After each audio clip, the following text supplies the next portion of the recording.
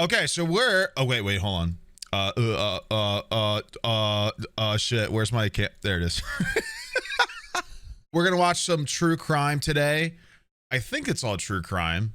We're gonna watch some true crime, and these are all stuff from the React suggestion of my Discord. So, yeah. If you have a cool video, true crime or not, that you think would be fun to watch on stream, go to my Discord and go to the React suggestions and post it there, because it helps. Yeah, I mean, it just helps. I don't know how else to put it. Like, it gives us plenty of content. Yeah, you guys can say hi to YouTube. That's great. We watch it live, so if you're watching from YouTube and you want to tune in real time, you can come over to Twitch and watch it here. Or if you're on Twitch, you can watch it on YouTube if you got somewhere to be later. So yeah, here we go.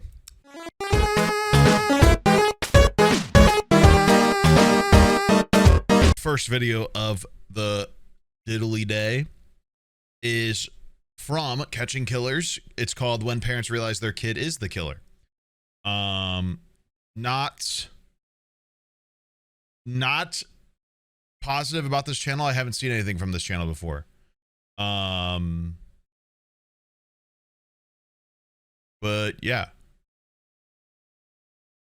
I thought whoever put this in the suggestions, I thought it was an interesting title, and I thought it might be an interesting watch, and we'll find out how it goes. Wait, say this. Progress in Alameda, car into a building. 2 are deceased in the vehicle. Daughter's driving. This is the moment these parents come to the horrifying realization that their daughter has killed 2 innocent people. But unfortunately, there are more cases of parents discovering their children are killers. Like the father who learned that his own daughter had murdered her mother. Please, she's on the ground. So there's... Who is it? My mom! Someone broke in the back window. All right, hold on. She's on the ground. What's going on? Well, you just got dad. I'm the dad. Okay, Sydney. I don't know. Okay. What happened? Your wife and daughter got into an argument, got physical. The window was broken, and nobody actually came. How was it? She's here forever. Is this a multi-case situation? Or when these parents found out their 18-year-old daughter disposed of her newborn baby like trash. Somebody was driving this vehicle. They went and threw a bag, which in the bag was an infant, okay, a newborn. Yeah. So that's the reason why we're here. But first, we'll start with the horrifying case of Sidney Powell. On March 3rd, 2020, Akron police responded to a call made by the University of Mount Union. School officials told police that they were on the phone with a woman named Brenda Powell when they heard screaming over the phone. When officers arrived on the scene, they found Brenda with nearly 30 stab wounds in her neck and her daughter, why even show Sidney that Powell, image, dude? in hysterics. Sidney insisted that it was a home invasion, but when investigators began digging deeper into Sidney's claims, they find that things didn't quite add up. According to school officials, when the line initially went dead, they called Brenda back, and someone claiming to be her picked up the phone. But the woman on the other end of the phone wasn't Brenda, it was Sidney. That wasn't the only thing she was lying about. And unbeknownst to her, by the time Akron police arrived, her secrets would begin to be revealed.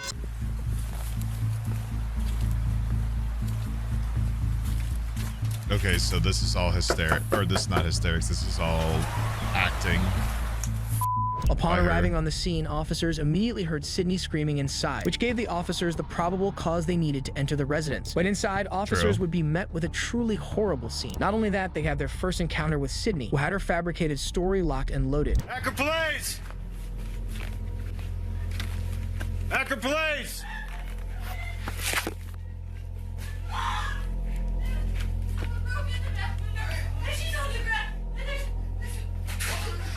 Where's your mom? So, okay, stay right. No! so blurry. There's so much blood. No, please! Man! She's in the court now! No! Stop! We gotta figure out what's going on. Can you sit down? R9, get that 32 rolling here quick. We got a female. Yeah, I was about to say, like, why even show the video if you're just gonna blur out the whole thing? I don't know. Because there's a dead body there. It's not like the dead body's moving around the room, dude. Sergeant Smart, you just got a crime scene. Take her outside. You got. She's blood all over. Look at crime, Tommy E. Secure the scene. She looks like a 22. She looks like she's been down for a while. There's blood all over the place. There's a knife by her head and stuff like that. And there's a huge pool of blood. No, I think she just walked in on it. There's a broken window in the back.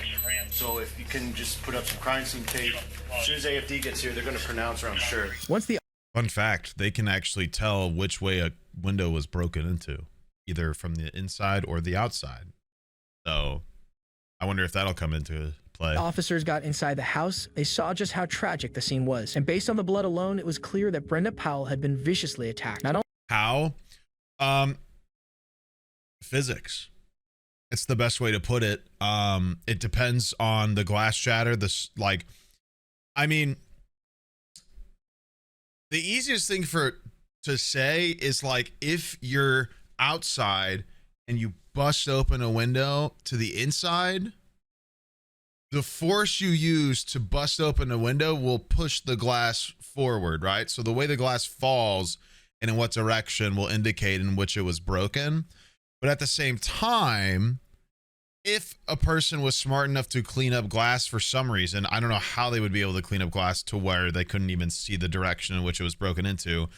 But the angle, yeah, so you just said it. The angle of which the break in the window is also indicates it. So when you hit something, it pushes it. So when you break a window, the glass gets pushed. If you were to do this and break it, or even with like a hammer and break it, it's not going to go back towards you. The majority of it's going to get pushed with the force that you exhibit onto the window. So that's kind of how maybe this person tried to be smart enough and broke it on the outside, but I'll be interested to see what happens here. Not only that, it seemed that Sydney was distraught. But as the investigation continued, the truth would come to light. Take her outside. Come on. Hi, can I have on hamburger? Come on. Is she gonna be okay? I think that's blood on her socks. You Jesus. need to cooperate with me, all right? Oh, my dad. What happened? What's going on? What's going on? We heard a bang, and she told me to get out, and then I heard screaming, so I came back, and she was on the ground. Okay, you heard a I ran bang. out back. There was a bang, someone broken. Okay.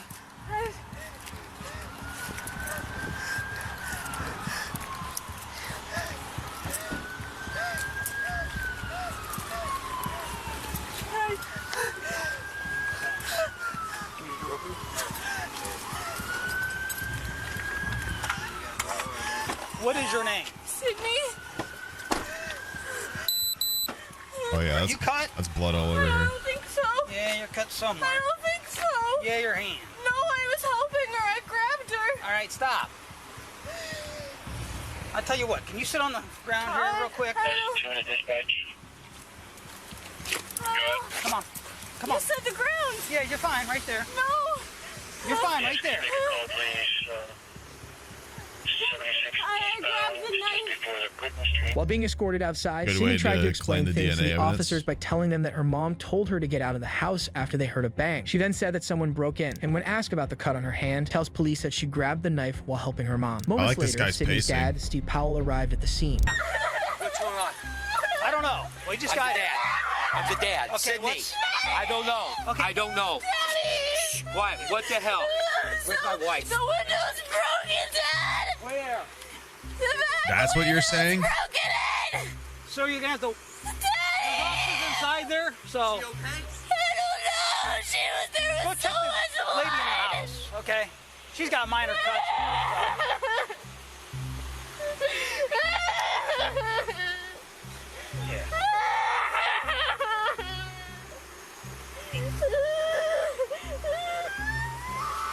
After a friend No notified way, this Steve would be Powell hard to that watch, police except officers she's were the one who dispatched did to his it, so I house, don't he feel tried so to bad. figure out what was going on. But the scene becomes more hectic due to Sydney's frantic cries while sitting on the sidewalk. You said your name's Sydney? Ma'am, is your name Sydney? What's your last name? Yeah, he's in Talmadge. Yes, I talked to him. What is it? Powell. What's your date of birth? Huh? No trauma blanket. This is the police, guys. Yeah. What's your date of birth? The police aren't going to have a bunch of paramedic stuff. As the situation becomes more intense, law enforcement tried to get more information from Sydney, but Sydney became more unresponsive and catatonic as the questioning continued. I mean, she just got cut. What is a trauma blanket? You ever see like in, well, you might have seen it in person, but they show them in movies and stuff sometimes for dramatic effect. Like it looks like aluminum. It's just like a big shiny blanket. It's supposed to help people who are like in fires and stuff, essentially. So her hands here. Or froze. Yeah, Or it can do, yeah, it can do multiple. I don't know. Sir, It can help with like freezing, etc. I've seen this video on. No, she was having a little It's trouble so at school. interesting. At Mount Union. And You might have been the one that suggested it then, on the reactive scores. Today is when I found it. She's been, I think she has been going to class for the last couple of weeks. So she just came home today? 4 fucking years today, of this and guy. it's like 11 I'm o'clock. currently hiding from a retirement party. Sydney. Sydney. Sydney. Oh, fuck. What is going on with Sydney. What's going on? Huh? I need to know what's going on.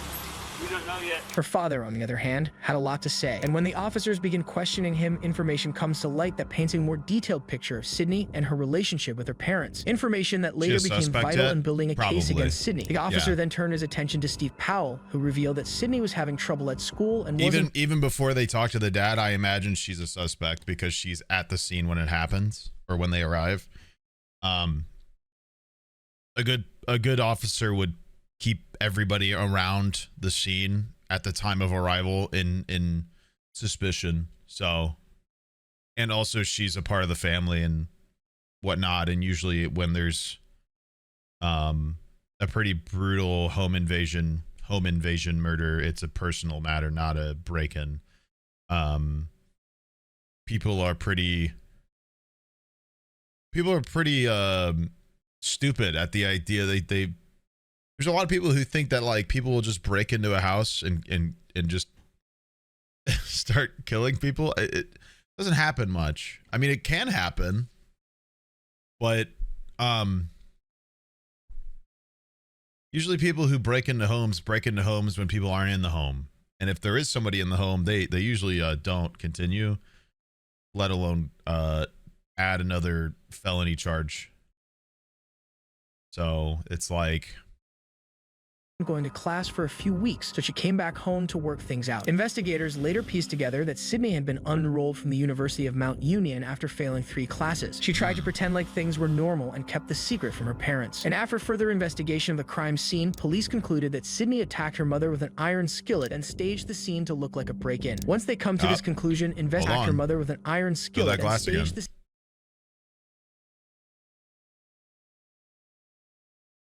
the glass looks like it's protruding to the outside. Could be wrong, but it kind of looks like it's bent towards the camera.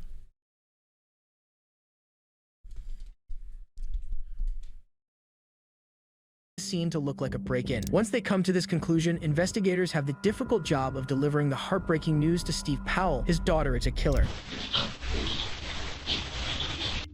What happened? I don't think someone broke into the house. I don't know if your wife and daughter got into an argument and got physical. The window was broken, but there's no forced entry into the house. The window was broken, and nobody actually came through that window. Did your wife and daughter ever have like really heated? Yeah, also like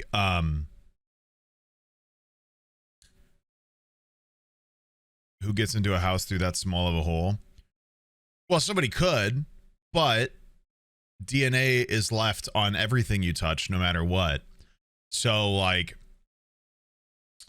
if somebody were to go through that glass hole, it's pretty small. If they were to fit through it, they would have maybe cut themselves, left some of their own blood, could have scraped some of their clothing, some of their fabric from their clothing would have been against the window, etc. They'd probably cut themselves up a lot, either in terms of like blood from them or like their clothes, etc. So it's like, yeah,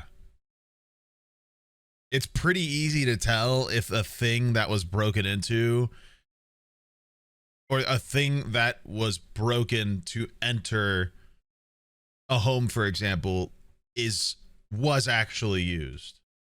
Because it's an important piece of the puzzle. Obviously, that you can see that with this one, where they can pretty much find out, not immediately, but pretty quickly, whether or not it was actually what this girl was claiming it was.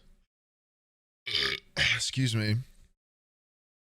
Because, once again, not only can they tell where it was broken into from, based off of where the glass traveled, the force in which it was hit, like the distance in which the glass is at and where it's at, but also like the way that the glass protrudes outward when after it's broken into, the ones that are still within the window. But also the DNA that you leave behind from touching the glass, etc., like clothing, skin, blood, etc., that's very identifiable, and you can tell if somebody uses it or not. How soon after the police arrived would they have known it was her? I don't know if they. Okay, so I mean, obviously, I can't speak for them because I wasn't there, but the standard procedure for this sort of thing is to secure the family. Like, if there's a break-in, if there's a murder in a house, the police typically get there, like, stabilize the scene and stabilize the people at the scene. And they don't go anywhere. Like, they don't leave. They keep anybody here, like anybody at the scene or off to the scene or in the police car or back to the station, because once again, like, when they get there, they see girl in hysterics who called. I think she called. I think it was a phone call that they showed or played. They see girl who's in hysterics who was on the phone and victim. So it's not like they automatically assume it was like that person did it, but they are the person who called it in, and they are a person at the scene of a murder. Definitely a suspect immediately, not immediately the prime suspect, probably not, but also like the police basically get a huge scope of suspects when a crime is rather ambiguous and slowly whittle down the list. But once again, when it's something this like personal, like within somebody's home and without forced entry, it becomes this like, okay, it was somebody closer to them, because how else would they have gotten in besides with forced entry? So that you typically get stuff like the husband, the wife, the kid, the ex-partner, etc. Or for like one of the things we watched a couple of weeks ago or a week or two ago about the Arkansas senator, her friend, you know what I mean? Like people close to the victim, which is why when they arrive on scenes for stuff like this, they won't let people who were at the scene, around the scene, involved in the scene in some way, even if it's just being the one who responded or found it, to leave, because they need to make sure that they're not like literally getting away with murder. No, I wouldn't say no. It's not possible. Clearly, they think Sydney did this. How else too? She's going to jail forever. Wife's dead. During the trial, the defense suggested Sydney's actions were because of a severe psychotic episode. However, after 9 days of deliberation, Sydney Powell was found guilty of purposeful murder, felony murder, felonious assault, and tampering with evidence. She was sentenced to life in prison with the possibility of parole. This suspect tried to stage a scene to get away with murder. But what happens when a suspect tries to literally throw someone away? On January 7th, 2022, 3 individuals were dumpster diving outside of a mall when they heard the sounds of crying, and after further digging, discovered a newborn baby with its umbilical cord still attached inside the dumpster. Once the discovery was made, the rescuers made a 911 call to report the newborn. That would be unbelievably fucking grim. We just found a baby in the trash. Is it breathing? Yes, ma'am. He still got his umbilical cord. He's whimpering. He was not crying, actually. After receiving the call, law enforcement arrived on the scene to investigate. Where's the baby? Keep him warm. Keep him covered up. Keep him warm. You know whose baby it is? Is it your baby? No. April, is it your baby? No. No, it's nothing. We were dumpster diving. Okay. That's so fucked. Once the ambulance That's arrived and took the unbelievably newborn to twisted. safety, the officers continued their investigation. And after questioning witnesses, it didn't take long for them to find security footage that showed 18-year-old Alexis Avila's actions, moment by moment.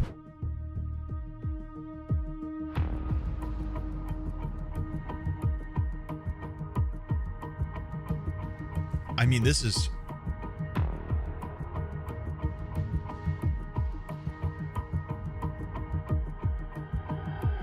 In the footage, Alexis can be seen driving up to the dumpster and getting a trash bag from the back seat and tossing it into the garbage. Inside the trash bag was Alexis' newborn baby boy wrapped in a towel. And that evening, the same security footage captured the moment the baby boy's rescuers came to save the day.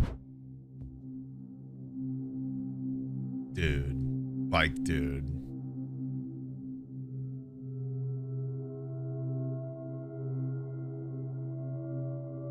She threw him.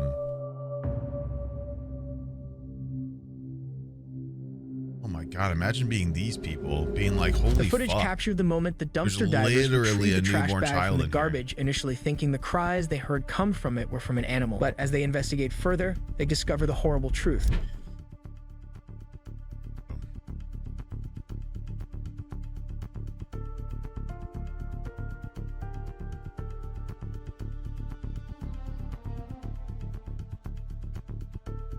Hopefully the baby's okay.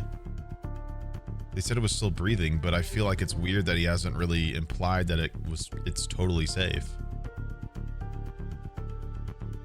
With the umbilical cord as well. Okay, well, what I will say is that is a little bit of like dramatization. Not that it isn't a big deal, but like it's not like it has the whole umbilical cord with it. When a baby is born, the umbilical cord is cut. There's still a bit of umbilical cord attached to the baby that naturally falls off within the first couple of weeks of its existence. So, like, it's not like the whole thing is with the baby. It's like probably this much, if not more. It kind of just naturally falls off the belly button eventually. So like I get what he's saying, but like if you have had a kid or know about childbirth, like it kind of just, that's what happens. Like a newborn just has the umbilical cord attached. It's not like that's like a big deal. Like that's just like newborns have the part of the umbilical cord still attached to them. It probably wasn't born in a safe space. No, I'm telling you, within a hospital even, there's a small amount of the umbilical cord that the baby goes home with. They don't get near the baby. When I cut the cord of my daughter, it was like there was this much remaining. It stays there because it just naturally leaves and falls off. I'm telling you that it isn't like what they're saying makes it sound like a big deal, but it isn't. They don't get close to the baby because they don't want to hurt the baby. So you cut the umbilical cord like a foot or so off of the belly and it just naturally falls off due to it just not being within the womb anymore after a couple of weeks. All it means is that it was actually a newborn baby. But yes, that's like, it doesn't imply like it was a botched birth or a weird birth or a home birth, anything. It just implies that it was newer. Yeah. Like your body will naturally just get rid of the umbilical cord because it doesn't need it anymore, and that's how your belly button exists.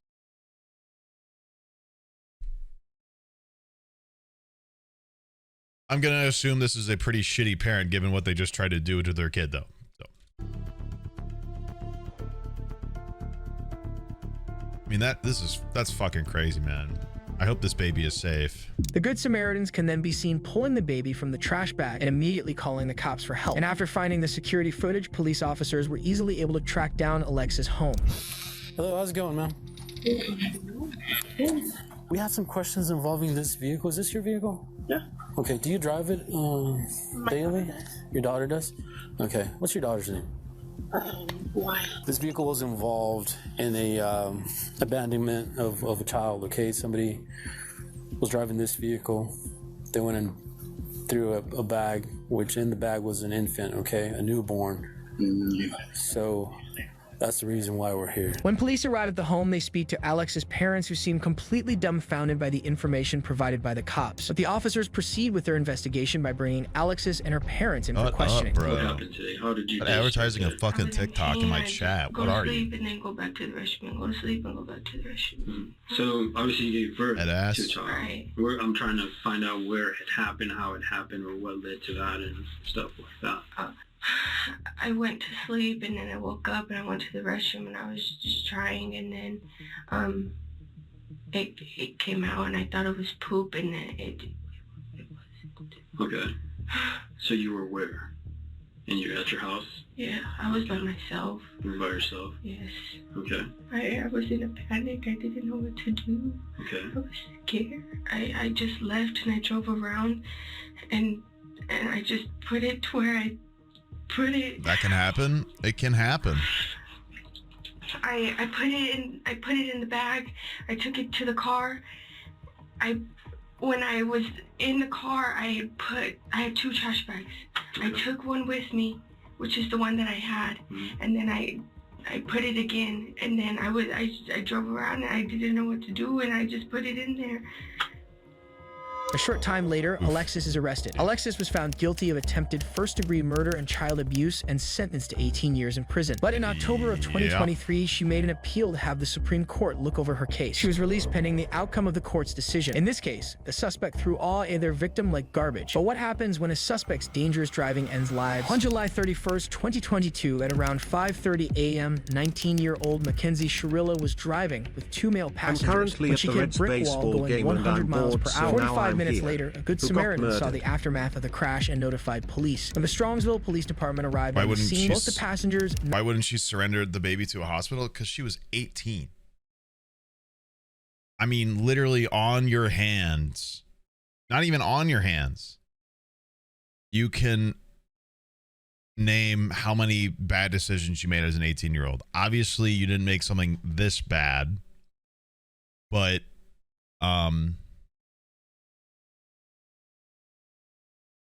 people do things, man. Especially, like, I cannot imagine, and this isn't to justify her doing this, by the way. Imagine being 18 and you go to the bathroom and a baby shows up. I'd be a little freaked out too. I can't lie. I've probably had a dream like that. Who hasn't?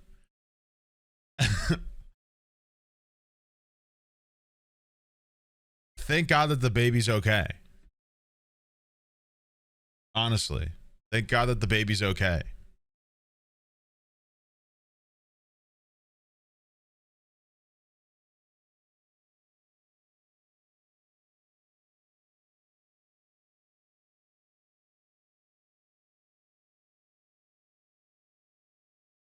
She could have done it out of shock/stress, which doesn't make it right, but still. It doesn't make any of this right, but like that little interrogation of her made it seem like she was genuinely like panicked. And it once again doesn't make anything she said or did okay. We've had plenty. We've been seeing a lot of teen murderers lately. And, you know, just to reiterate, and we've been over this how many times lately, I don't know. A younger person making a terrible mistake doesn't excuse them of retribution. You know, you can still empathize and understand being that young and that shocked by something so out of nowhere. And it's like, you know, you can understand, you can empathize, but she still did it. She still did it. And, you know, there's still plenty of time between when she gave birth to that kid and when she literally threw him in the dumpster like garbage to have thought through and been like, maybe this is kind of fucked up. So, you still kind of have to be punished for that. You can understand, you know, I can understand the fear that would probably come up having gone to the bathroom and then all of a sudden I gave birth. That would be pretty fucking crazy. I don't think it would go down to what she did in my head. That's pretty nuts. I mean, that is a pretty psychotic thing to do, especially if you're like, I mean, that's your own child. I mean,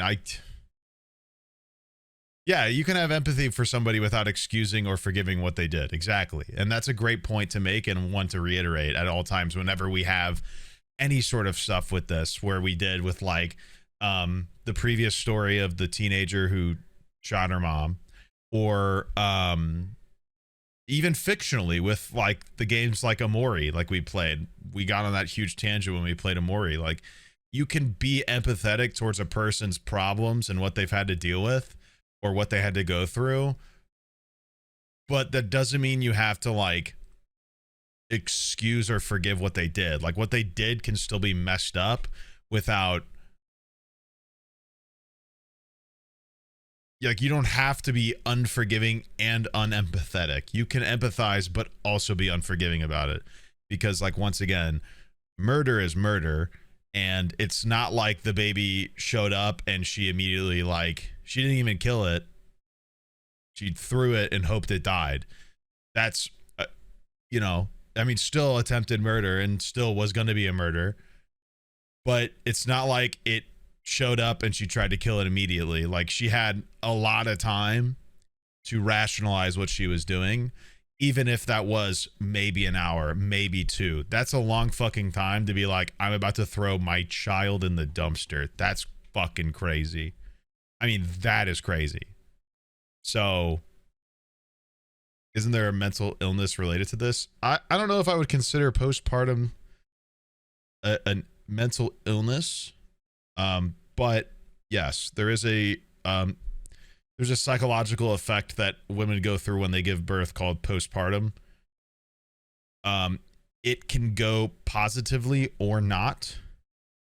If it doesn't, a lot of people have postpartum depression, which can lead to really interesting results. Sometimes harm to themselves or to the kid they just gave birth with. It's interesting. It varies by everybody and every birth. Like, it's not, you're not going to have the same, it's not going to be the same every time. It's wild. And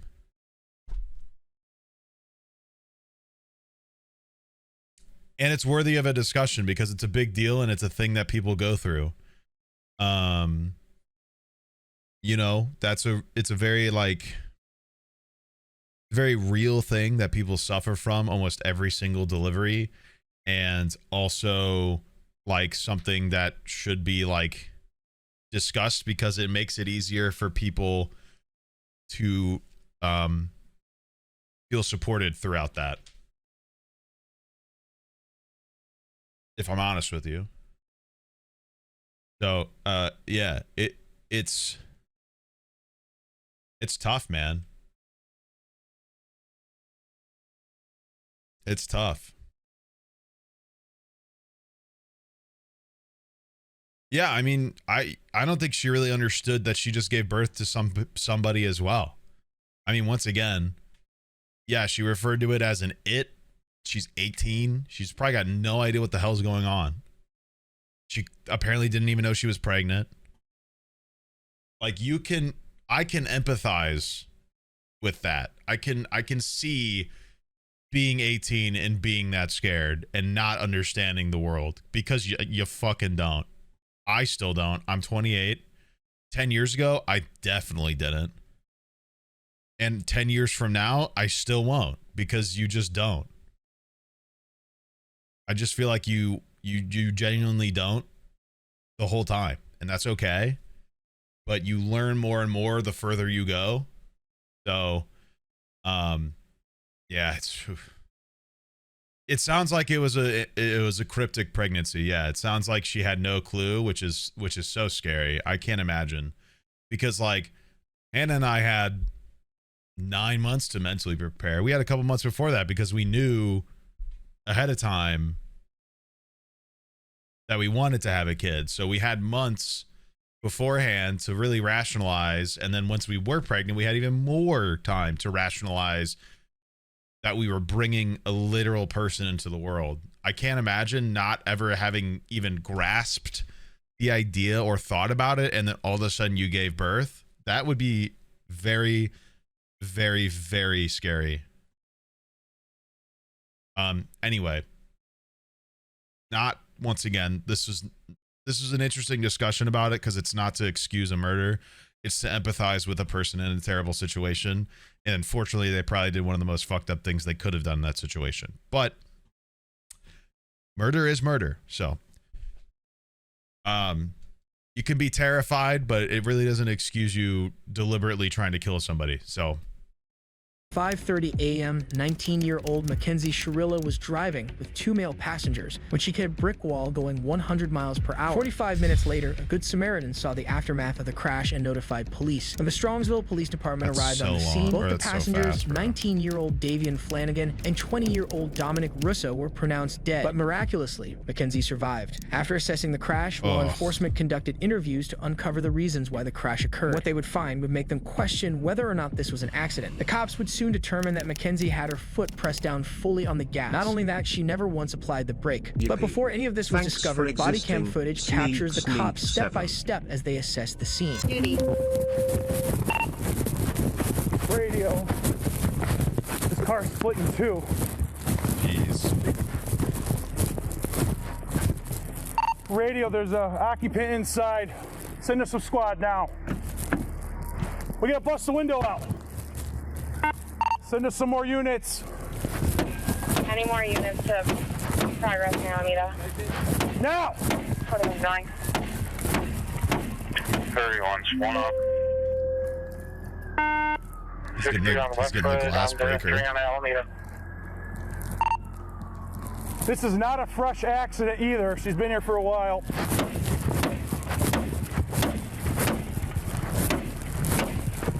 Insane that the wall is fine. I mean, there's a reason brick is used for houses, man. That shit's...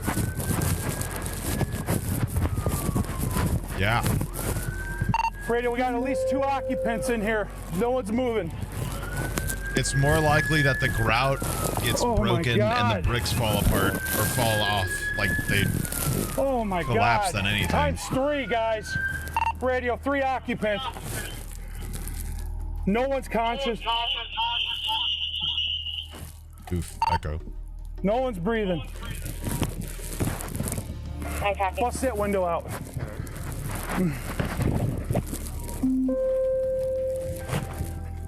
Rookie. Damn. Hit him with the rookie, dude. Oh my God, dude.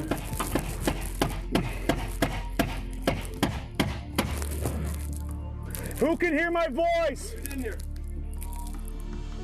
Driver's radio. The driver is breathing unconscious. 8 officers struggle to get inside the vehicle, but can tell that the occupants are in serious danger. One officer even notes that the driver is breathing but unconscious. Eventually, the officers are able to get inside the vehicle, and that's when the severity of the accident really begins to sink in. Did you try to pocket to them? No, I didn't. Okay. All right. Okay. I mean, he's... I know. Jesus Christ. This is the worst I've ever seen. Yippee, crime time.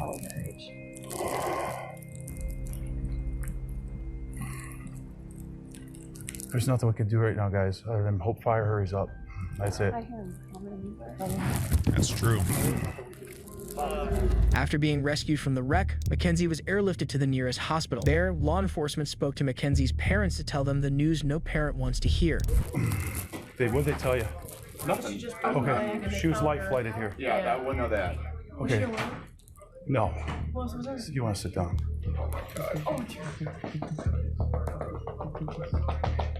Wait to say this.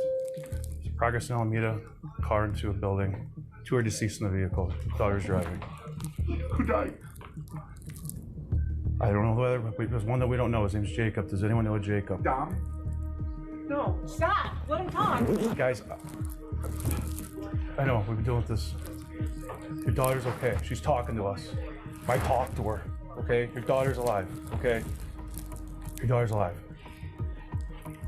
She was driving me, okay? Can I go to the bathroom? I need to pee. What's the name you said? Dom? Might be. Oh my God. Stop. What's his relation to you? My boyfriend. Okay, yeah, the Dom was in the car. Stop. What? Are you kidding me? Ma'am, it's... What? That's where we're at right now. What did she say? What happened? It's right now. It's an ongoing investigation. Speed is definitely a factor. What's the beeping? Either the Or cops, drugs. walkie-talkie, or the hospital. Oh my God. So, do you guys know anyone named Jacob? Wait, anyone? what was that? I missed. What was that about drugs? Oh my God. Speed is definitely a factor. So are drugs. So are drugs. Okay. My bad. I misheard that, or I didn't hear it. So, do you guys know anyone named Jacob? Anyone? Okay. I don't know him. I've heard the name before. Full transparency here. There's drugs in the car. She had a bag of mushrooms on her and a scale. Full transparency, guys. I'm sorry, I'm ripping the Band-Aid off. Okay. Drugs in the car. And a scale. Were It's they? a mess. Were they She was dealing? driving. One in the back seat, and Jacob was in the front. Davion in the back. So she was awake but not awake, so she was like not In and out of consciousness. Getting fully extracted from the vehicle. IFD. I know she has a severe leg injury. But like I said, she was speaking. She was speaking, okay? And she had her seatbelt on. Police officers explained the incident to McKenzie's parents, saying that she had drugs in the car, which included marijuana and mushrooms. But luckily for her, she was wearing a seatbelt, which certainly saved her life. The passengers, McKenzie's boyfriend and his friend, weren't so lucky, and the officers would soon have to break that terrible news to their parents as well. Go ahead and take a seat. Oh, So, You know what time it happened at? no, we don't. Right now, it's so early in the investigation that we don't know.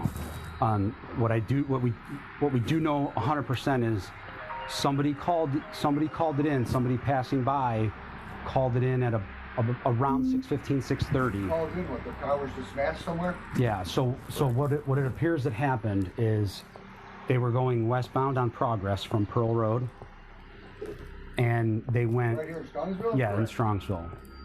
That business that's right on Alameda, right where Progress ends, that's dead ends right there. They hit that building.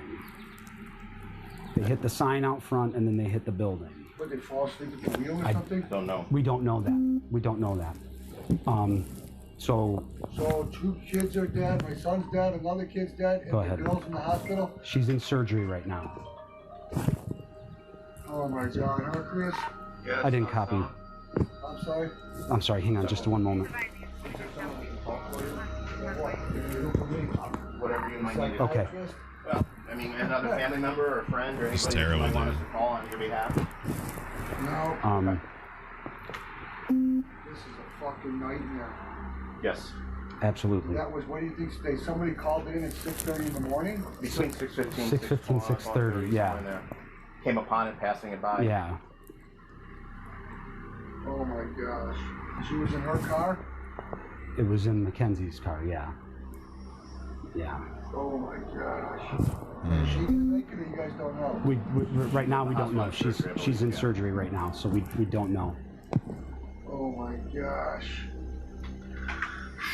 So After speaking with the parents, the officer's Jeez, next bro. task was to get to the bottom of what caused the accident. Police soon learned that Davian Flanagan had an app on his phone called Life 360, which in short tracked Davian's real-time location. This led police to discover details that could help crack the case. Okay. I just want to show you. Oh no, explain it. So this is when they were going down Progress Drive, and then you know how there was like tire tracks before it, like on that side grass. Who's the kid? So that's the sign.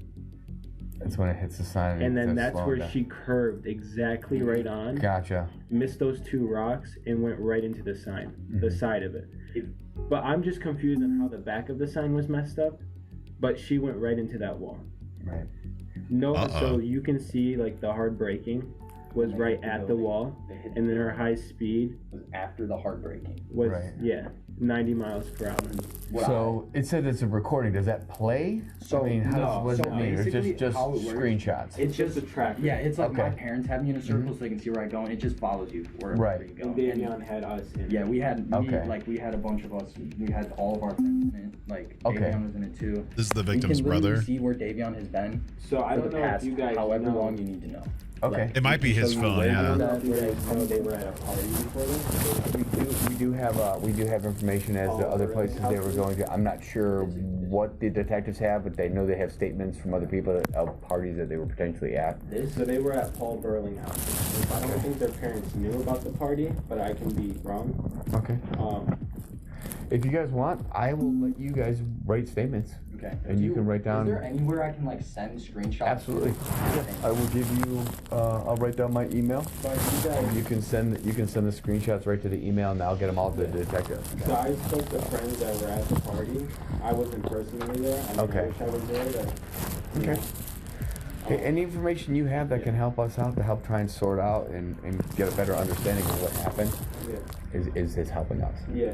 So I'm gonna give you my email. But there here was at work. the fact that they might have been on psychedelics. Okay. So Kenzie was the driver, and they said that she took a nap. But if you know psychedelics, that's like That's 8 worse. hours to 12 hours. Yeah. Like, yeah, you cannot sleep. Police then investigated the black box in McKenzie's car, which would give officers data like speed and brake usage prior to the accident. And upon further investigations, police found that McKenzie had the gas pedal push all the down. Furthermore, the brake wasn't applied before impact. Law enforcement then conducted interviews with McKenzie and Dominic's closest friends to see if that would shed some light on the reasons behind the accident. But the details that were uncovered would turn this case on its head. Me right here, if you like looked at the tracks, and you guys probably have pictures of them, it looks like the person in the front seat tried to turn the wheel because of the fact they were going to go straight into a wall. And it doesn't say she hard broke once. It was 90 miles per hour down that whole road. And I also think because of Kenzie's and Dominic's history that they were fighting, I think Davion went on his phone to distract himself from the fighting. Although they were on drugs, they can also still be fighting with being on drugs. It could have just been like a careless mistake. Like I don't think Kenzie, even if she was like had road rage or she was arguing, I don't think her intention. I have Life 360 with my close friends, and I remember it detecting and sending out an alert when I got into my crash in October. I'm fine BTW, but I do recommend having the app with people you trust for safety. Interesting. Just kind of would go crazy. Describe crazy. Like what kind of crazy? Like there is times where she called Dom and said, "If you break up with me, I'm going to word for word." What do you think happened? That I think, yeah, off of what I know and off my assumptions, Dom tried to break up with her multiple times, even in July. They kept not like working out, whatever. They kept making back up. Kenzie's known to be the kind of person that she's let us know she will never let go of Dom, and if she has to let go of Dom, she will not go on living herself. She's pretty much let that be known. You're going 94 miles an hour, you don't have a very fast car to begin with, you were stomping that gas pretty much that whole entire time. There's no brake marks on the street at all. Even before the hit, you would think that some type of instinct would kick in and slam on the brakes, but to my knowledge, she went straight into it. To me, it seems like they were in a fight. I think that she took it upon herself to purposely crash into that wall. I think that he must have been trying to talk her down the whole time. They swerved off to the right at the end. I think he might have grabbed the wheel towards the end of it maybe trying to spin him or something. Who knows? She could have been bear hugging it. I don't know. They're hitting bumps too. They're going 90. He could have not, like, I don't know what's going through his head, you know? So describe the relationship. What was she like as your girlfriend? I mean, like, she's kind of just like how you would explain any girls, really, you know what I'm saying? Like, they're all over the place in some ways, and like, they don't know what they want. She's like, oh, I love Dom so much, this and that, but like, he's mad at me for all of this, and I'm just like, well, yeah, like, why wouldn't he be like, you need to like, just go stay with Dom, because I'm not gonna be with you no more after this. Like, I'm cool with just keeping the friend group as friends because I don't want to mess up the friend group. I was like, I don't got no problems with you or anything like that. We can also be friends. But just like, you need to go talk to Dom about like your personal issues and stuff because that's your relationship with him. Like, but she would say stuff like, I don't even get high anymore or stuff like that because how much she smokes. I was basically like I didn't really have much with her relationship wise because we didn't date that long. But like friend wise, like she was crazy. Like our group chat, there was some days like we would all be getting ready for school and she would be sitting there spam calling the group chat to the point where like we can't pick it up to even like answer it because she's just calling and declining and calling and declining. And then we finally do pick it up and it was something as small as I can't figure out what I need to wear to school. It's like, why are you blowing up all of us? Like, it was everyone that went to Kalahari that was in that group chat. So it's like, why are you blowing us all up just over something as little as you can't figure out what you're trying to wear to school? Like, she would be like just... She like mentally just not all there? I mean, yeah, I don't think she's just mentally all there. Like, I personally feel like she was trying to kill herself in that crash and she failed on doing so is what I feel like. And I feel like she had no regard for Davion, and I feel like they got in an argument, her and Dom, and she threatened to kill him. Why did Dom put up with this? Do you know? I've personally been told that she did voodoo on him. I mean, I personally don't believe that, but she has told people that she's put a spell on him so that he couldn't break up with her, and she would tell people that she had like grabbed a piece of his hair, and that she had a doll in her room for Dom, and that she had What? We're getting what? Okay. Sure, yeah, well, okay. Really put a spell on him, but she would tell everyone. And like she truly believed in that kind of stuff. And she also uses the pendulum, I know too, to try to get answers. She tries to use it now to talk to Dom. Do you think McKenzie has it in her to drive a car into a wall? I mean, if you guys speculate that she did, I don't think a lot of people do. I feel like if she thinks that she can just drive the car into the wall and not feel nothing, you know, like 120 miles into the wall, I feel like the only reason she survived is because of how small she is. Like, I feel like she got insanely. Well, I don't know, because that's a hard call, because they're saying that she only survived because she had her seatbelt on. And if her goal was to do that, why would she have had her seatbelt on?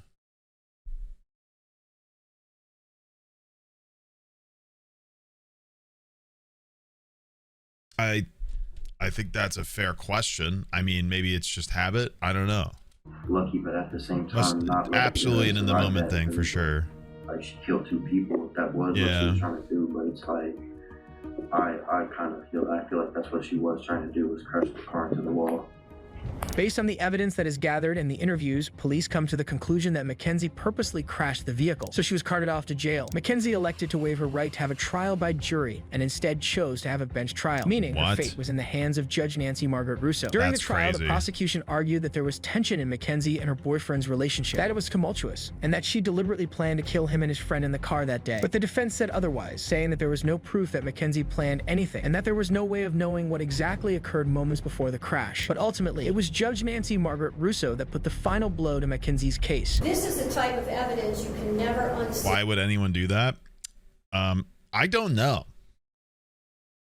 I really don't know, because ultimately that's putting the fate of your court case into one person as opposed to like 12 who can all like be swayed one way or another. Like giving it,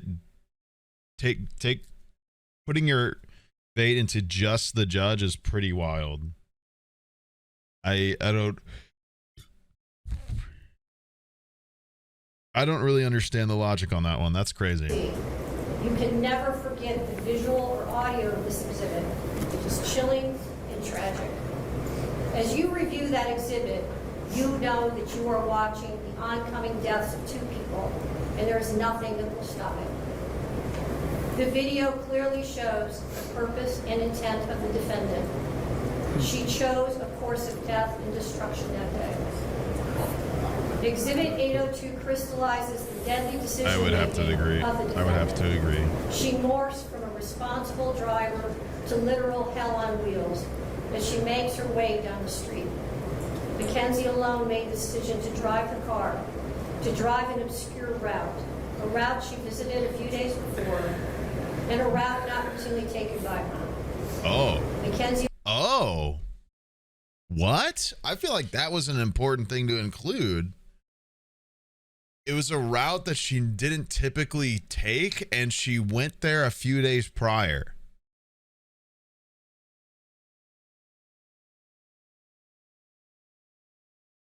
Did they talk about the fact that they found a video of her doing it? Like, of her being there a few days before? Dude, she like actually scouted an area out. Are we serious? That was not mentioned by this narrator. That's a bombshell. That's a big deal, actually. That changes a lot. She alone chose the time to make the drive early in the morning, when any reasonable person would expect that few people would be nearby to witness it or offer life-saving assistance. She made these decisions despite knowing, as any reasonable person would, that her mission of death could have involved others, not even in the car with her. Other people, other cars, pedestrians. She had a mission, and she executed it with precision. This is why you don't leave it in just the hands of a judge, because this judge is making her seem like a monster, probably because she is, but a judge isn't going to be in any way swayed like a juror at all.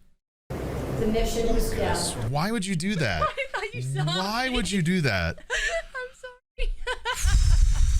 Oh my God, bro. Oh, you saw me. I did not. Oh my God. How can I help you? Hi. Oh, jeez.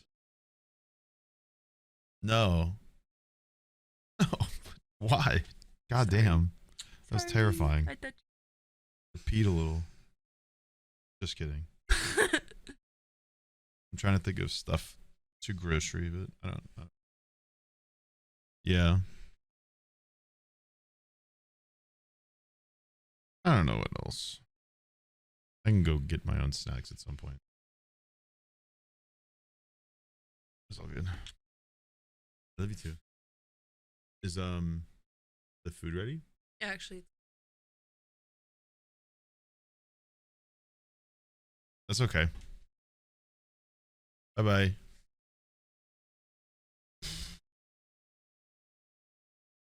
Ugh.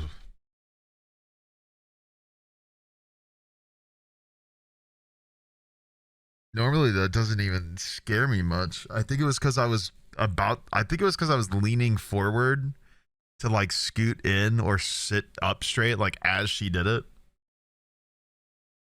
I think that's what got me the most off guard, was the way that she like did it as I was like moving forward. So I had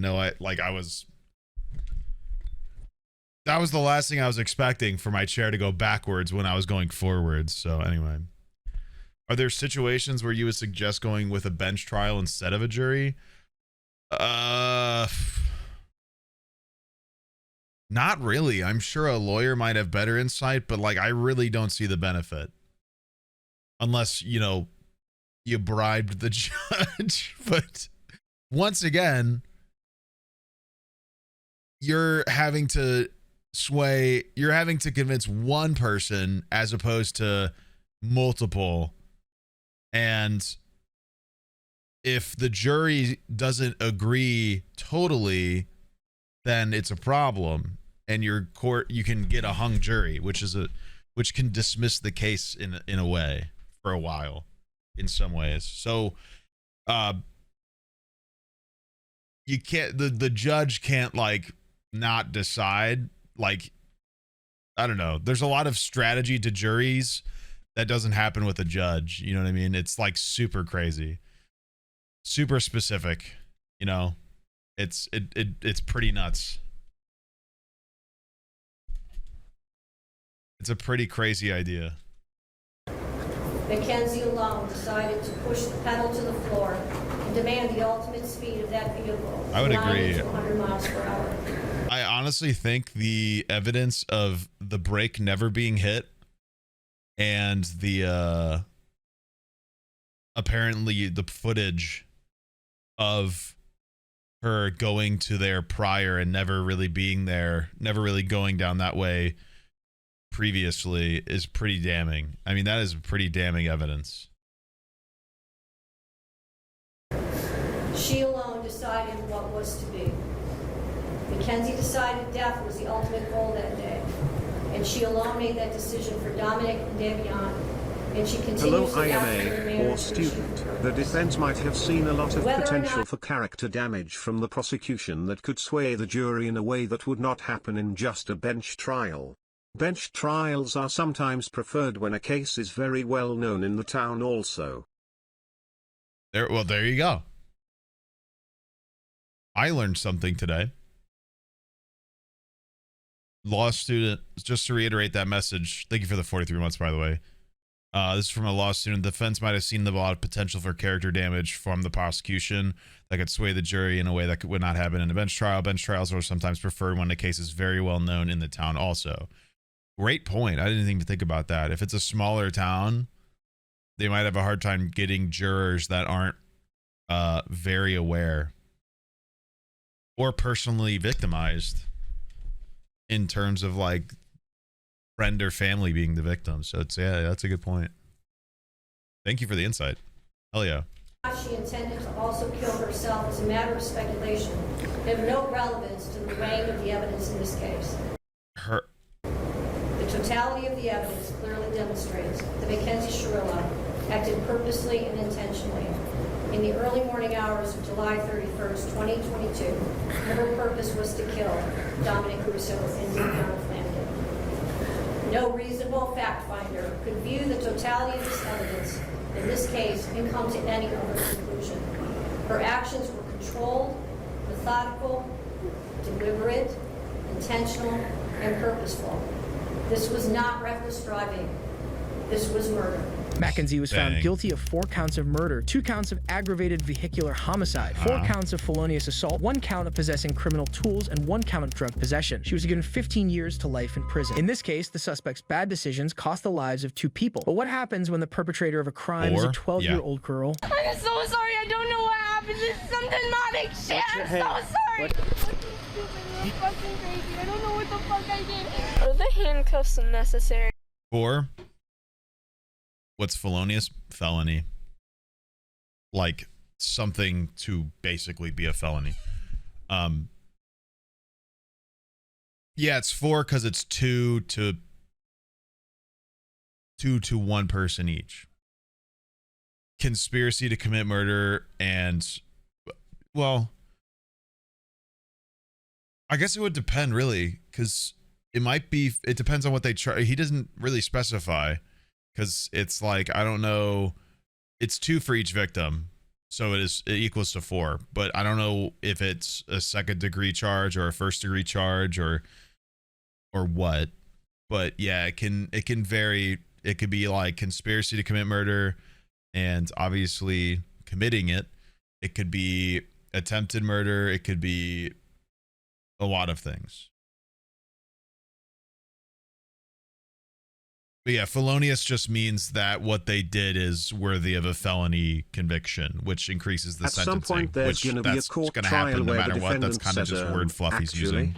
I will represent myself in this court of law using the knowledge I have gained from watching Sneegsnag streams, as he has a criminology degree and has taught me as such. No. The chance of this is low but never zero. No, please don't make that real. That's going to be so embarrassing. I really don't need that. That's a nightmare. That's a PR nightmare for me. Do not do that. Especially since I'm the person who says to get a fucking lawyer. I swear to God, that would be ridiculous. I'd be so embarrassed and disappointed.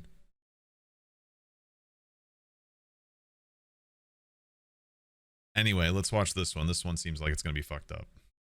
I'm a good child. On January 5th, 2023, police arrived at the scene of a gruesome crime after a 12-year-old girl stabbed her 9-year-old brother. Once at the scene, Hey, officers this is were random immediately to met you, with the suspect. Sneeg, but not for chat.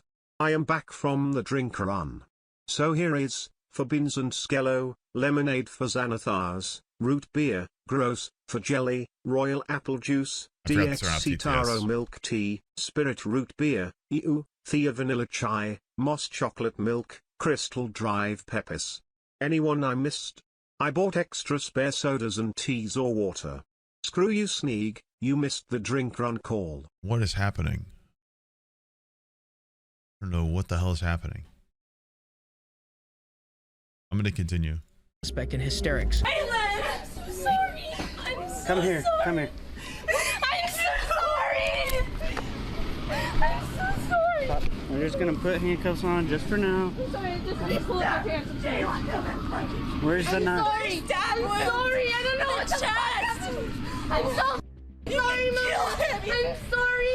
Please. I'm so sorry. Shirilla, you better pray to God he fucking I am sorry, Mom. I'm so sorry. I'm so sorry. How old are you? I'm 12 years old. Where's the knife? I was upstairs in my room and I threw it out the window and it's behind the apartment right here. You threw it where? I threw it out my window upstairs. Right up here? Not right there. It's the room. It's the other room. It's right behind the apartment. This apartment right here. So where would the knife be? On that side? Right behind. Yeah. The knife? I'm so fucking sorry, Mama. I'm so sorry. I don't know what happened. This is some demonic shit. I'm so sorry. What's your mom's name? What? What's your mom's name? I gotta go with him. I'm so sorry. I don't know what the happened. I don't know what happened. I don't know what happened. Come over here so we're out of the paramedics' way. I don't know what happened. I'm so sorry. Hey, what's your name? Take a seat for me. Sit crisscross on the grass, okay? Just sit there for a second. You don't have the knife on you, right? No, I swear I don't. I'm Sorry. sorry. I don't. I don't. I'm sorry. Jeez, bro. I don't know what happened. The suspect apologizes profusely for her actions, both to the officers and her distraught mother. But the horrible deed is done, and while paramedics go inside the house to see if they can save the 9-year-old's life, officers locate the knife he was stabbed with. I really didn't want things to happen like this. This sucks. I'm so sorry. I'm probably gonna go to jail. I'm gonna live the rest of my life in prison. That's it right there? Yes. Okay. I'm sorry. I don't know what Do me a favor. We're going to sit crisscross applesauce right here. Okay. Which one is it? First apartment right here. Hey, can... She threw the What knife even over pushes here. a 12-year-old to do that? What pushes anybody to do that?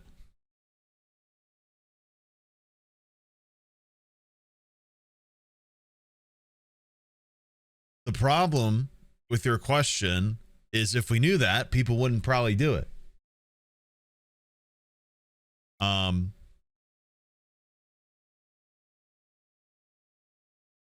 Because even with as much deterrence as possible, even with as much social dissuading and pressure as possible, people still do that. Murder still happens. And as we see with the anomaly of serial killing, some people just do it because they feel inclined to. And it is extremely hard to pinpoint exactly why that is.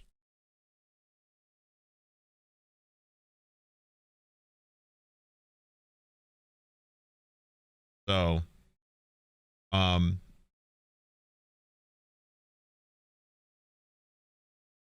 Here. Stay there. I'll look at it. It's right there. Okay.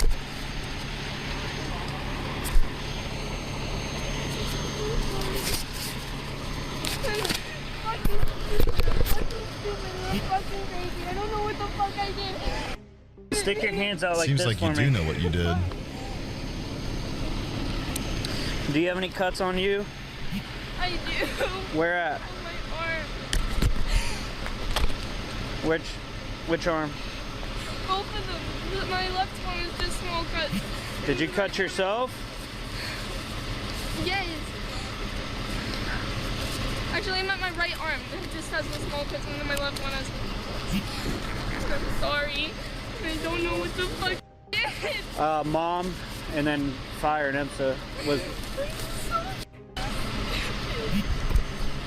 Hey, real quick, I'm gonna take you out of handcuffs and I'm gonna take your hoodie off, okay?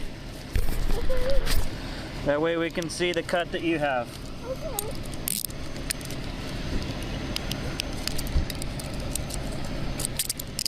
Take your hood off for me.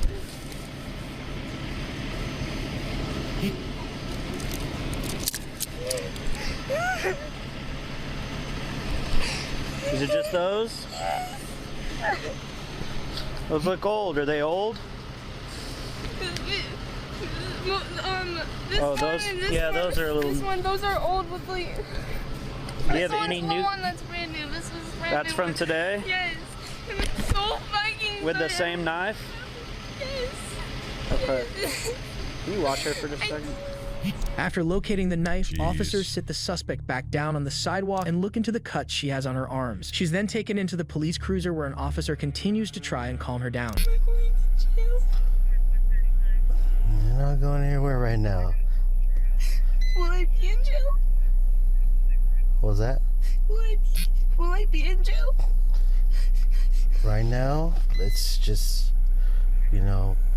calm down a little, okay? I don't know what we're gonna do right now, alright? But right now, we're investigating. Okay. Take a deep breath, okay? I know there's a lot of things going on right now. Just take a breath. I don't know why I did it. Just take a breath. Let's not think about it.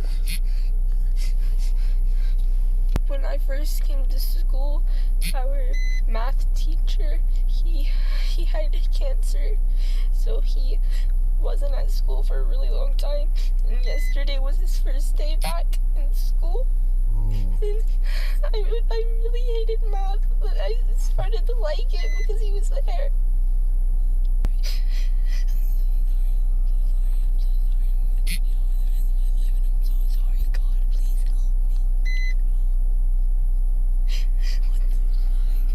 Really shows you how little reality that they're grasping at. Is my brother in the hospital? He's in the hospital right now, little lady. Yeah. Will he live? Pretty sure he will. There's the doctors. Doctors are all over there. Okay, we'll take care of him. Your mom's over there too. I'm so sorry. Is he just never gonna forgive me? It's okay. Take a breath. Are the handcuffs necessary? I'm a good child. You're a good child, but that's just what we have to do, policy. Especially if you're sitting in my car, Gotta itch my eye. The suspect claims that she's a good kid despite the circumstances and continuously apologizes for her actions and admits her wrongdoing. It's a nice gesture. But even if it is sincere, the reality of the situation will soon sit in. And when the officers speak to the suspect's mother, details will come to light that will paint a much clearer picture. She's never been aggressive or anything. Yeah. It's not like her. Like it's like they bully each other like brother and sisters, but they never like fist fight or do anything like that. So It this was is just completely- He was in bed. He was downstairs trying to sleep. I don't know why she even went down there. Like what the hell was she? I don't understand any of it. All I know is I heard him screaming. Like the worst scream ever, and I thought maybe he was having a nightmare, so I started to try to wake him up, and there's blood everywhere. And he said, she stabbed me. I was like, no. And he started going in and out of consciousness, and so that's what they told me to put him on the floor, do chest compressions, and I couldn't find my daughter anywhere. I was screaming her name, and she ran out after she did it because she was scared. And so right now she's safe and she's in custody with us right now. It is a really this is a very there's no words that I can tell you that's gonna so weird. Why But- would she do that? Those are answers we're going to be looking for. And Yeah, like it's just weird. They don't. I mean, they don't really get along that great, but never would have assumed she'd do something like that. That's crazy to me. Like, she was like, I don't know why. It was fucking crazy. I don't know. She doesn't even curse. Like, I don't know. it's just, yeah, I can. She's not a bad kid. Like, she doesn't do bad things. You know what I mean? Like, she totally doesn't get in out of the- trouble. It was yeah. weird, yeah. The 9-year-old was taken to the hospital, but sadly succumbed to his injuries. As for the 12-year-old suspect, no charges were ever filed. It was later believed that the suspect had a manic episode after stopping her ADHD medication. But regardless of how it happened, this case still had a tragic end. But what happens when a young mother disposes of her baby like trash? On January 27th, Another 2023, one? Alexis Treviso was admitted into the Artesia General Hospital's emergency room after complaining about lower back pain. During her visit, she told staff that she needed to go to the bathroom, and 20 minutes later, she returned. But that's when staff found something truly horrible, a deceased newborn. Apparently, in a cruel twist of events, Alexis had given birth and tried to dispose of her child in the trash can. After staff made the discovery, the police were brought in to investigate. We did a pregnancy test on her, showed positive. She was denying that she had sex. Then she said she had to go to the bathroom. She went to the bathroom. She was in there for quite a while. We kept knocking on the door. Finally, we got her to open the door, and there was blood everywhere. She was cleaning it up. So we took her back to the room, and I was afraid that she knew she was pregnant. She had done something to herself. So the doctor started doing an exam on her. We had the lady come to clean the bathroom. She put the baby in the trash can, and then she put another clean liner over the top of it. Oh, wow. Okay. So when they looked in there, there was no trash in there, but it was underneath the clean bag. The baby's dead. Okay, we have him in trauma too, but she killed the kid. Yeah. How old was the baby? I don't know. It's full term. She just had it. She had it in the bathroom. Was what happened, and then whatever she did, I don't know. She's gonna lie. She wouldn't tell us she's pregnant. She's been lying the whole time. Okay. So that's what's going on. I just pulled the doctor out of the room, so nothing's been said to the patient or the mother that's in there yet. When officers arrived, the staff confirmed with them that Alexis had given birth in the bathroom and disposed of her baby in the trash can. They also informed the cops that she had been lying to them the entire time she's been at the hospital. With that knowledge, the cops, along with the staff, walk into the suspect's room to confront her. I'm sorry that you We discovered a dead baby in the bathroom. Oh my gosh. I'm sorry. It came out of me and I didn't know what to do. Lexi, I told you about this. I just asked you, baby, to tell me the truth. It was not crying or nothing. What did you do to it? Okay, stop right here. Stop. Number one priority, guys. Number one priority is she just had a baby. I don't know if she's delivered the placenta. She's bleeding significantly. Yeah. I've spoken to the obstetrician at Loveless. They want her out there as soon as possible. Okay. I obviously need your permission to transfer her from medicals. She needs to be. How old is she? I don't know. But she is a student too. No, I don't know. you're right. 19. You're right. That's She so. needs to. I'm sorry, I forgot she's 19. But you need to make sure that you're safe. I need to send you to Loveless to labor delivery. Will you please agree to that? Yes. Okay, great. I'm gonna work on that. In terms, I'm sorry about this, but in terms of delivering a baby and it looked like you tried to hide it, we do have to have the police involved. And nothing was crying. It came out with nothing. A hospital staff member explains the situation quite bluntly to Alexis and her mother. Alexis tries to justify her tell, by the actions way. by saying the baby wasn't crying or anything. But Alexis' mother, on the other hand, seems to understand the severity of her actions, which leads to her confronting Alexis for answers. Where did you put the baby at? Tell me the truth. In there. 517. That came out of your bag. You put it in the bag? Yes. Yeah. In what bag? In the bag. Why did you say anything to us? Do you want to get in trouble for this now? You could get in trouble for this. Mom, just give it time, okay? Alexis' mother seems to understand just how much trouble her daughter is in, so she tries to get as much information she can before the cops shut the conversation down. Alexis was then flown out to another hospital to receive further care. 4 months later, New Mexico police went to Alexis' residence to make an arrest. Bodycam footage shows the moment officers approached the house to speak with Alexis' mother to explain to her that there's a warrant out for her daughter's arrest. You wonder if it was stillborn? they'll be able to tell. I don't know how else to put it. Evidence. Forensics is a beautiful science. They can literally tell if the baby cried or not.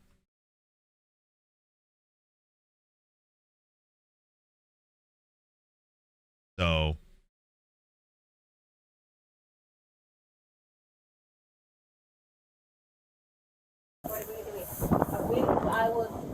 I'll bring her out. Just tell me what's going on. For her arrest. Okay. I will give it to her whenever. Can I see her? She can see the warrant before she gets arrested. This is my house. I have a right to see the warrant. I'm letting you know she has a warrant for her arrest. We don't have a search warrant for your house. We have a warrant for her arrest. Okay, can we see the warrant? Yeah, once we she gets a copy of it. Can I go up there when you take her up there? You can go to the detention. Do you know where it is? Everything? It's Okay, nowhere. so what is she under arrest for? She's over 18. She's got to talk to her. they don't have to discuss that with her because she's over 18. What is Yeah. she under arrest for? She has a warrant for arrest. Okay? For what? That's all I'm going to tell you. Okay? What do you mean that's all you're going to tell me? She's over the age of 18. I understand that, but I have a right to know as well. We'll tell you that, but we Okay, Technically, you let me know now. Unfortunately. Let me know now. I'm giving you the cooperation. I told you answer my question. What is she under arrest for? Like I said, she's over the age of 18. Like, that we can't relinquish that information, but if you bring her out here, we'll tell you. What is she under arrest Bring her out here, for? we'll tell you right now. No, I'm not bringing her out here yet. Let me know what she's under She's gonna arrest get for. detained. Why do they hold information? Because they don't want to give information to people who aren't privy to the case. She's a legal adult. They don't have to share the information of the case to the mom, even if it is the mom, because she's 19. Because the more information she gives to the mom, the more the mom might likely tell her. And she might, yeah, exactly. She might jeopardize herself, her daughter, her daughter's safety, her daughter's court case. Like literally she might change the fate of her daughter because she's being uncooperative here. I'm not saying like let the police do whatever, but if the police have a warrant for somebody's arrest and you're basically telling them that you're not going to help, if you're in the way of the police from arresting somebody, you're going to get arrested. She's about to get arrested. She's absolutely going to get detained for abetting a criminal, technically, or at least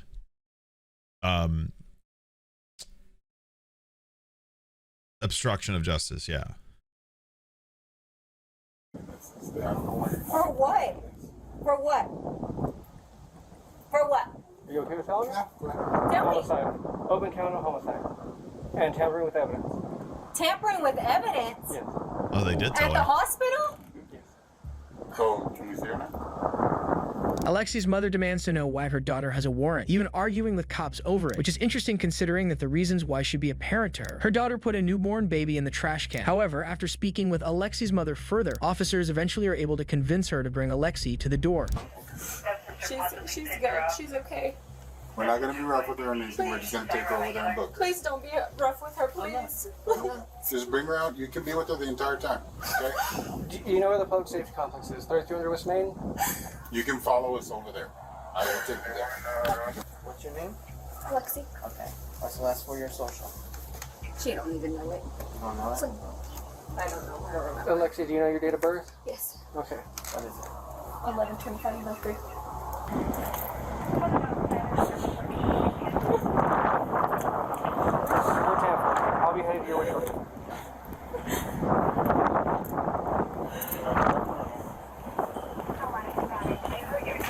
Relay the rest. Alexis was charged with first-degree murder, child abuse, and tampering with evidence. She is still awaiting trial.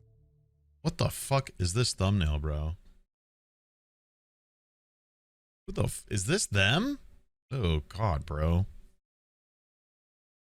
That's a really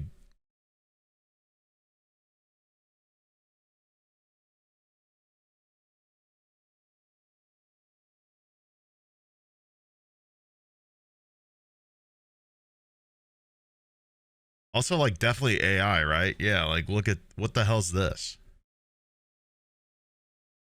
What the hell's going on here? Blurry, not blurry. This is definitely feels AI. Well, that's disappointing. Oof. Well, an interesting watch. Not exactly a great one. I don't love that thumbnail.